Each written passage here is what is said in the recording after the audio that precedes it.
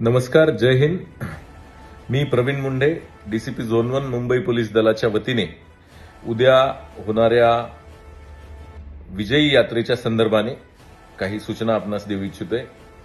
भारतीय क्रिकेट संघ T20 चषक जिंकल्यानंतर मुंबईत उद्या दाखल होत असून संध्याकाळी 5 ते 7 च्या दरम्यान मरीन ड्राईव्ह, नरिमन पॉइंट ते वानखेडे स्टेडियम या दरम्यान विजयी यात्रा करण्यात येणार आहे. यामध्ये जर आपण सहभागी किंवा पाहण्यासाठी येणार असाल तर 4:30 पूर्वी मरीन ड्राईव्हच्या चौपाटीवर आपण हजर राहावं. रोडवर कोणीही येऊ नये. तसेच क्रॉसिंग करताना जंक्शन्सवरच क्रॉसिंग कराल याची खात्री करावी.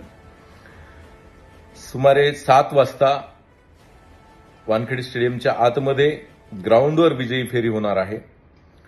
बाहेर ओपन बसची विजयी यात्रा पाहण्यासाठी चौपाटीवर असलेल्या नागरिकांना आतमध्ये येणं सर्वांना कठीण होईल. त्यामुळे जी लोक आतमधली फेरी पाहू इच्छित आहेत त्यांनी वेळेपूर्वी 6 वाजेपर्यंतच वानखेडे स्टेडियमच्या आतमध्ये गेट क्रमांक 4 आणि 5A मधून जावं असं मी आपल्याला आवाहन करेल.